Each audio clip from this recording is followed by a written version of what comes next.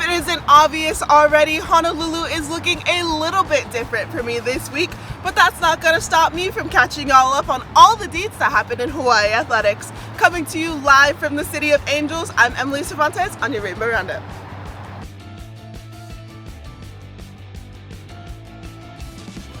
There is nothing better than a fairy tale ending, and Rainbow Wahine basketball just had theirs up in Henderson, Nevada, becoming back-to-back Big West Conference champions and are now heading to the big dance. It all started against Cal State Fullerton, with the Bows surviving in double overtime 82-75 before taking down rival and the number 2 seed Long Beach State in the semifinals 67-62.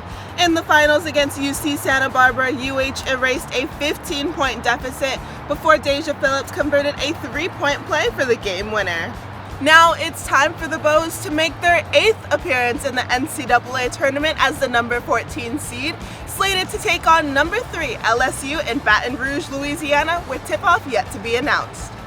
It was an electrifying weekend for Warrior Ball 23, hosting the Outrigger Volleyball Invitational, taking their first loss of the season to number 3 Penn State 3-1, but picking up massive wins against number 2 UCLA and Purdue Fort Wayne. With over 18,000 fans walking through the turnstiles this weekend, the SimpliFi Arena was on fire, especially after Saturday's match against the Bruins.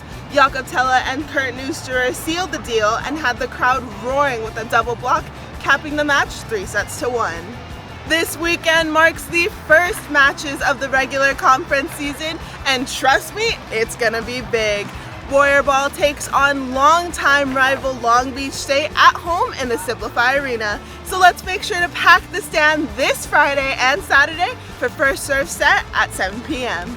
The Beach Bows are on a hot streak, sweeping yet another weekend at the Heineken Queens Cup, taking wins over Oregon, Nebraska, Texas, number 14 Washington, and finishing off with a dramatic win against number 11 California.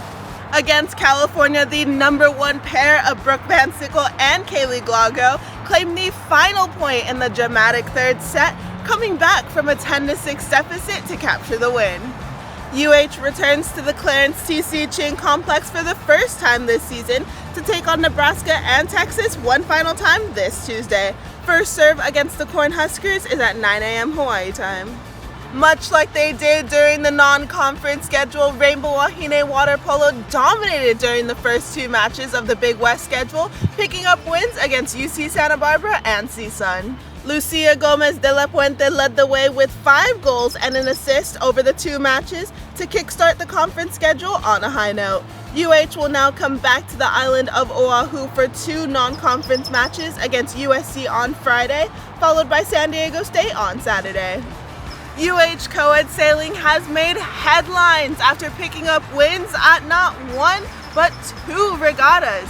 The Bows captured the prestigious Port of LA Harbor Cup before heading up to Northern California to claim first place at the St. Francis Intersectional.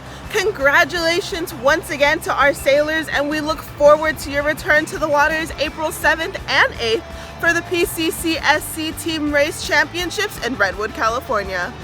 Men's golf returns from the Lambkin Invitational in Chula Vista, California, taking 14th place, and will return to the tee in 2 weeks for the UC San Diego Invitational. On the women's side, the Rainbow Wahine came back from the Dr. Donis Thompson Invitational, taking 8th place overall, and will remain in the state for the Anuenue Spring Break Classic set for March 27th through the 29th.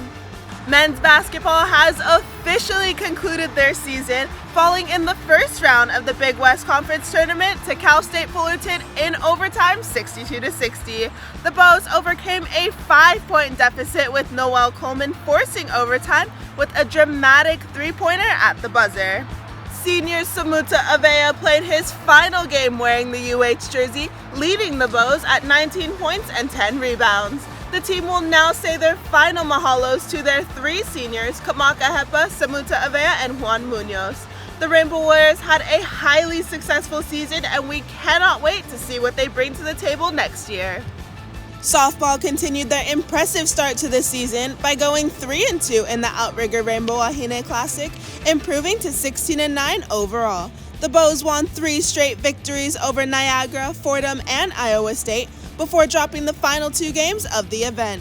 The Bows will host Niagara for their final non-conference game of the season on Tuesday and will begin the Big West portion of their schedule against UC Santa Barbara on Friday. Track and field debuted their outdoor season under tough conditions at the Ben Brown Invitational in Fullerton, California. Multiple Bows had strong showings, including Caitlin Simmons, who qualified for the Big West after just her second day of competing in both the triple jump and the 100-meter hurdles. Also punching her ticket to the Big West is Lillian Turbin, who took first place in the high jump with a height of 1.76 meters. The Rainbow Wahine will be back in action later this month, heading up to San Francisco, California for the Mike Finelli Classic, but there's a chance for an addition to the schedule this week. Baseball dropped 2 of their first 3 games of the series against UConn, securing the win on Friday 8-4 before falling on Saturday and Sunday to the Huskies 13-8 and 18-10. On Friday, pitching trio Alex Giroux, Harry Gustin, and Connor Harrison combined for a season-high 15 strikeouts while giving up just 2 earned runs. 5 Rainbow Warriors finished with multiple hits, led by Igawa, who went 3 for 5 with a double and 2 RBIs. The team will go head-to-head one last time today at the Les with first pitch set for 6:35 p.m. before the Bows head on the road to take on Cal Poly starting this Friday.